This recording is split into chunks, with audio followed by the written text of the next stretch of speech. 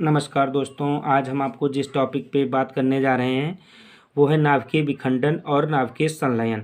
ये दोनों होता क्या है? ये दोनों होता है ऊर्जा का स्रोत। इन्हीं के माध्यम से हमें कुछ ऊर्जा मिलती है जिनका यूज़ हम विभिन्न कार्यों में करते हैं। तो पहला तो है नाभिकीय विखंडन।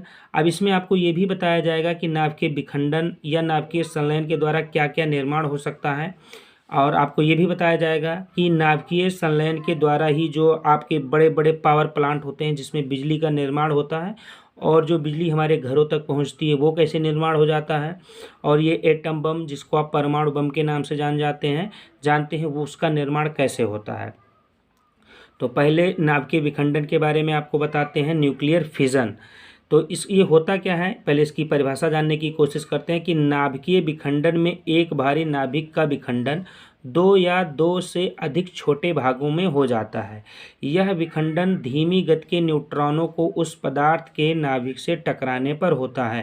पूरे कहने का मतलब हुआ कि यहाँ पर एक बड़ा सा नाभिक होगा, परमाणु होगा, एक बड़ा सा परमाणु होगा, उसमें एक धीमी गति का न्यूट्रॉन उस पर टक्कर करेगा, और टक्कर करने के बाद जो बड़ा सा नाभिक है, भारी नाभिक है, वो दो नाभिकों में टूट जाएगा या दो से अधिक छोटे भागों में टूटकर विभक्त हो जाएगा।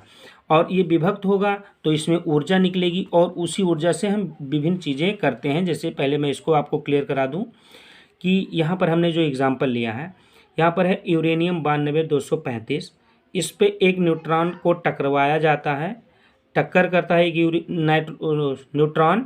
तो ये 235 है और ये 92 है। ये 92 होता है हमारा परमाणु संख्या, 235 हमारा होता है परमाणु भार। तो इस पे एक न्यूट्रॉन अगर टक्कर करेगा तो ये बन जाएगा 92 और 236। अब ये 236 क्यों हो गया? क्योंकि न्यूट्रॉन यहाँ पर एक था, 235 के साथ टकराया है तो ये 236 हो जाएगा, और ये अस्थायी रूप ले लेगा। अस्थायी मतलब कुछ समय तक ही यूरेनियम 92-236 रहेगा, और ये हो जाता है समस्थानिक। अब समस्थानिक मैं आपको बता दूं कि अगर किसी तत्व की परमाणु संख्या सेम रहे, ये आपका 92 है और यहाँ भी 92 है, तो परमाणु संख्या तो सेम हो गई, लेकिन परमाणु भार 235 से 236 हो गया। इस कंडीशन में ये समस्थानिक कहलाने लगते हैं। सेम चीज़ यूरेनियम ये भी है, यूरेनियम ये भी है। ये अस्थायी है और ये अस्थायी है। तो इसमें एक न्यूट्रॉन टक्कर कर देगा तो 235 से 236 हो जाएगा, क्योंकि एक ही न्यूट्रॉन टकराएगा तो एक ही संख्या इसमें बढ़ेगी। अब ये टूटकर दो चीज़ों में विभक्त होगा। एक होगा बेरियम जिसकी परमाणु संख्या 56 और परमाणु भार 139 होगा, जो बड़ा होगा, क्रिप्टॉन के हिसाब से बड़ा होगा। और दूसरा तत्व जो निकलेगा वो होगा क्रिप्टॉन जिसकी परमाणु संख्या 36 और परमाणु भार 94 होगा, और ये छोटा होगा बेरियम से। इसमें न्यूट्रॉन के 3 अणु निकलेंगे, और निकलने के बाद उसके साथ बहुत बड़ी मात्रा में ऊर्जा का निर्माण होगा। और ये एक होता है श्रृंखलाबद्ध, यही प्रक्रिया कंटिन्यूसली होती जाती है। मतलब ये 3 न्यूट्रॉन निकलेंगे तो ये इनसे टकराएंगे, ये भी आपका खंडों में विभक्त हो जाएगा, और ऐसी प्रक्रिया होती रहेगी, और एक बहुत बड़ी मात्रा में ऊर्जा का निर्माण हो जाएगा।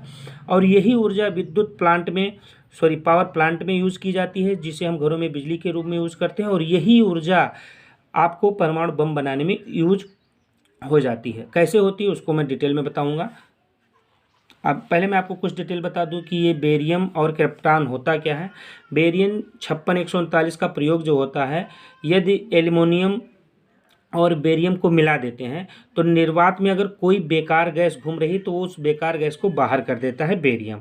और क्रिप्टॉन का है कि ये बीमारियों और लक्षणों को नियंत्रण व रोकथाम के लिए होता है। कोई बीमारी है, उसमें अगर कोई लक्षण पाए जाते हैं तो उसको नियंत्रण करने के लिए ये क्रिप्टॉन का प्रयोग होता है 3694 का। इसकी खोज सन 1898 में सर विलियम रामसे ने की थी, जो कि स्कॉटलैंड के रहने वाले थे। अब इसको मैं और थोड़ी डिटेल में बताने की कोशिश करता हूँ कि ये कैसे परमाणु बम का निर्माण करता है, और कैसे इसमें भारी मात्रा में ऊर्जा का निर्माण होता है या पावर प्लांट का निर्माण होता है। तो अब यहाँ पर हमने लिया है एक यूरेनियम 235-92, और हमने एक अणु यहाँ लिया है न्यूट्रॉन का। तो आप इस ग्राफ से समझ पाएंगे पूरी डिटेल। ये यूरेनियम 92-235 है, इस पे एक न्यूट्रॉन टक्कर कर देगा। टक्कर करने के बाद इसका साइज बड़ा होगा और अस्थाई बन जाएगा। चूंकि यहाँ पे 235 था, एक न्यूट्रॉन टक्कर करेगा तो ये 236 हो जाएगा। तो ये यूरेनियम 236 92 हो जाएगा। अब टक्कर हुआ है तो ये दो टुकड़ों में विभक्त होगा, पहला बनेगा बेरियम 56 144। अभी आपको मैंने वहाँ पर बेरियम 139 बताया था और यहाँ पर मैं बता रहा हूँ बेरियम 56 144। अभी इस चीज़ को मैं क्लियर कर दूंगा कि आपका मैंने पहली बार बेरियम 139 क्यों बताया, दूसरी बार बेरियम 144 क्यों बता रहा हूँ। तो ये बेरियम 144 और 56 में विभक्त हो जाएगा और ये वाला हो जाएगा क्रिप्टॉन 36 89 में हो जाएगा। और यहाँ पर हमने आपको क्रिप्टॉन 94 के बारे में बताया था, तो ये भी मैं क्लियर करा दे रहा हूँ।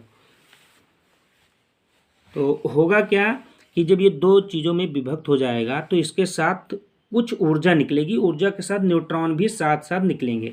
तो 3 न्यूट्रॉन के अणु निकलेंगे, बहुत तेज़ी से निकलेंगे और एक बहुत बड़ी मात्रा में ऊर्जा का निर्माण होगा।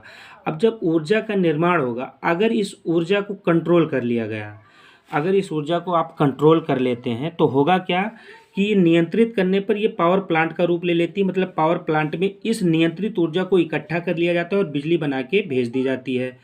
और अगर ये अनियंत्रित हो जाता है, इसको कंट्रोल नहीं किया जा सकता, तो ये एटम बम का रूप ले लेती है। अब इसकी डिटेल में बता दूं कि यहाँ पर हमने इससे पहले आपको बताया था, जैसे कि मैं आपको दिखा दूं, यहाँ पर हमने बताया था कि बेरियम 56 139 और क्रिप्टॉन 36 94, और उसके बाद मैंने आपको बताया है, दिखा दूं आपको, यहाँ पर हमने दिखाया है कि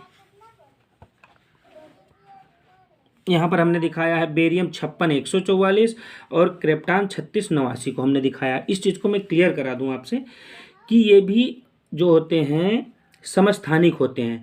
जैसे बेरियम का 56 वहाँ भी परमाणु संख्या थी, यहाँ भी 56 है, लेकिन वहाँ पर जो परमाणु भार था वो 139 था, ये 144 हो गया। तो ये भी समस्थानिक है बेरियम का। और ये है क्रिप्टॉन का समस्थानिक, क्योंकि क्रिप्टॉन की परमाणु संख्या वहाँ भी 36 थी और यहाँ भी 36 है, लेकिन इसकी जो परमाणु भार है वो कम या ज़्यादा हो सकता है। तो ये निश्चित नहीं है, कोई भी समस्थानिक होगा तो इस कंडीशन में काम करेगा, क्योंकि इस पे भी न्यूट्रॉन का जब न्यूट्रॉन टकराएगा तो ये भी अपने साथ 3 न्यूट्रॉन को निकालेगा और उसके साथ एक बृहद मात्रा में ऊर्जा का निर्माण कर देगा। और जैसे ही ऐसे क्रिया बढ़ती जाती है और पावर प्लांट जो है, पावर प्लांट में यही ऊर्जा बिजली बनाकर रख ली जाती है जो सप्लाई की जाती है। और यही प्रक्रिया कंटिन्यूसली चली जाती है, जिसे कंट्रोल नहीं किया जा सकता, वही ले लेती है एटम बम का रूप ले लेती है। अब हम बात करते हैं नाभिकीय संलयन के बारे में।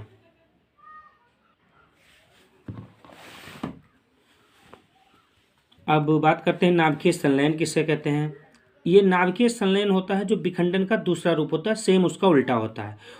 तो नाभिकीय विखंडन में क्या था कि एक बड़ा सा नाभिक था, उसमें न्यूट्रॉन टकराया था, दो छोटे छोटे वो भागों में विभक्त हो गया था। इसमें क्या है कि इसमें जब दो या दो से अधिक हल्के नाभिक किसी अभिक्रिया में संलयित होकर भारी नाभिक बनाते हैं, इस अभिक्रिया में बहुत अधिक ऊर्जा निकलती है। कहने का मतलब हुआ कि इसमें नाभिक जो रहेगा, दो छोटे छोटे नाभिक रहेंगे, हल्के नाभिक रहेंगे, और वो करेंगे क्या, एक दूसरे में जुड़ जाएंगे, जुड़कर क्या करेंगे, वो बड़े नाभिक बन जाएंगे और बड़े नाभिक बन जाएंगे। इसी प्रक्रिया को नाभिकीय संलयन कहते हैं। अब इसकी डिटेल में थोड़ा आपको, और नाभिकीय संलयन के लिए कुछ बहुत ज़रूरी शर्तें होती हैं। शर्तें क्या होती हैं कि नाभिकीय संलयन तभी पॉसिबल है जब उसका लगभग बहुत अति उच्च ताप की ज़रूरत पड़ेगी। 4 से 15 लाख केल्विन के बीच टेम्परेचर की आवश्यकता होती है, और इसमें बहुत ही उच्च दाब की ज़रूरत होती है। 1 लाख या वायुमंडलीय दाब के बराबर, 1 लाख वायुमंडलीय दाब के बराबर इसमें दाब की भी ज़रूरत पड़ती है। और आपको ताप की ज़रूरत यहाँ पर हमने बताई दी, 4 से लेकर 15 लाख केल्विन तक की ताप की ज़रूरत होती है नाभिकीय संलयनता के लिए।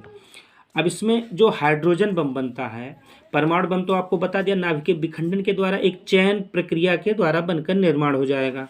अब हाइड्रोजन बम कैसे बनता है कि हाइड्रोजन परमाणु का हीलियम परमाणु में संलयन के कारण ही सूर्य से प्रकाश, इसमें कुछ डिटेल है कि हाइड्रोजन परमाणु का हीलियम परमाणु में संलयन के कारण ही सूर्य से प्रकाश प्राप्त ऊर्जा अत्यधिक होती है। तो सूर्य का जो प्रकाश उत्पन्न होता है वो हाइड्रोजन परमाणु का हीलियम परमाणु से मिलन हो जाता है और सूर्य का प्रकाश बहुत तेज़ी से हमें लगता है। अभी हाइड्रोजन बम कैसे बनता है इसकी मैं डिटेल बताऊँ तो पहले तो ये मैं आपको क्लियर करा दूँ कि यहाँ पर H12 ये हाइड्रोजन का होता है परमाणु संख्या 1, परमाणु भार 2 और परमाणु संख्या 1, परमाणु भार 2, मतलब ये समस्थानिक हैं। चूँकि जो हाइड्रोजन का परमाणु संख्या 1 और परमाणु भार 1 ही होता है, लेकिन इसके ये दोनों समस्थानिक हैं, इसलिए हमने ऊपर लिख भी रखा है कि ये समस्थानिक हैं हाइड्रोजन के। तो हाइड्रोजन 1 2 हाइड्रोजन 1 2 अगर ये दोनों आपस में मिलेंगे तो मिलकर करेंगे ये हीलियम का निर्माण। हीलियम का निर्माण कर देंगे और एक न्यूट्रॉन बाहर निकलेगा और इसके साथ ऊर्जा का भी निर्माण होगा, इसके साथ ऊर्जा का भी निर्माण होगा। अब ये हीलियम कैसे बन गया ये चीज़ मैं आपको क्लियर करा दूं। तो यहाँ पर 2 और 2 कितने हो गए 4, 2 और 2 4, लेकिन यहाँ पर लिखा कितना है 3, क्योंकि एक न्यूट्रॉन निकल के बाहर चला गया है इससे, और बाहर जब चला गया तो यहाँ पर 3 ही बचे, और ये 1 और 1 ये 2, तो हीलियम का निर्माण हो जाएगा और इसी शर्त पर ऊर्जा निर्माण होगी और इसी ऊर्जा को हाइड्रोजन बम में बनाने में कर दिया जाता है।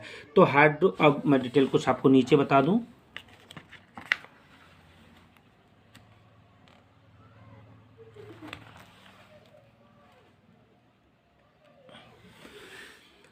हाइड्रोजन बम ताप नाभिकीय अभिक्रिया पर आधारित है। ताप नाभिकीय अभिक्रिया मतलब ये होता है आपका नाभिकीय संलयन पर ही आधारित होता है हाइड्रोजन बम। इसमें हमने ये डिटेल बनाई है जो कि ग्राफ के अकॉर्डिंग मैंने बनाने की कोशिश की है।